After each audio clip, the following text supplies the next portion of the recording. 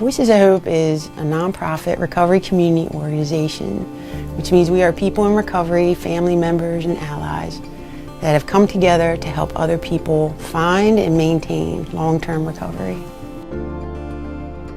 Voices of Hope provides harm reduction services, which is syringe exchange, Narcan distribution and education on how to avoid overdose death and consequences from using drugs.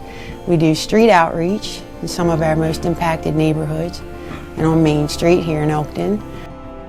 We have 58 employees, and 95% of those are people who are in recovery themselves or family members and allies.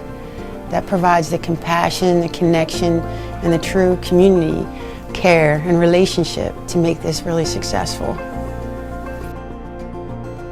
We make relationships with people who use drugs, their family members, their friends, and we help support them. But we do that by engaging with them while they're using drugs, while they're at risk. And then we build on that relationship, always offering treatment and coordination to care, to higher levels of care, like health care or mental health care. We're open 24 hours a day, including nights and weekends and holidays, for anybody at any time to come in and talk to somebody or access treatment. Once they get to treatment, we try to hold on to them and support their families while they're going through treatment. When they get out of treatment, if they want to go to a recovery house, we help them coordinate to a recovery house in the community. We can help with overcoming barriers to that.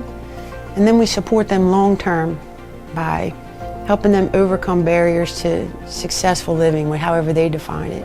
Whether that's helping them get a driver's license or getting health care, mental health care, and staying engaged in that care.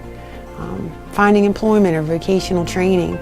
Voices of Hope also provides training for people to become certified peer recovery specialists and community health outreach workers. They can come back here and volunteer with us, and then we end up hiring a lot of them. And it's a full circle of services, from outreach to long-term recovery and everything in between. We have come together, people in recovery, to make Voices of Hope, to provide the services, to fill gaps in the continuum of care. That's what it's called, a continuum of care. But really, to us, it's a safety net of love. So I think everybody has a story. We're living a story. And Voices of Hope is just a piece of a lot of people's story. Whether it's engaging with people who are actively using drugs and they're living through that part of their story, or they're in long-term recovery and we become a longer piece of their story. Sometimes we engage with people at the end of their story, and we can provide compassionate care and support for the end. So we see a lot of snapshots of people's stories, and then they become a part of our story that we never forget. And sometimes our stories intertwine and we live them together. But stories do change, and we get to see the happy endings of the stories most of the time. I think I'm living proof of a story that can be changed. From my active addiction, my journey through treatment and recovery, and my connection to the recovery community, which has developed into Voices of Hope. It's been a part of my story that's hopefully is going to have a happy ending. Voices of Hope is all about people changing their own stories, not us changing it for them.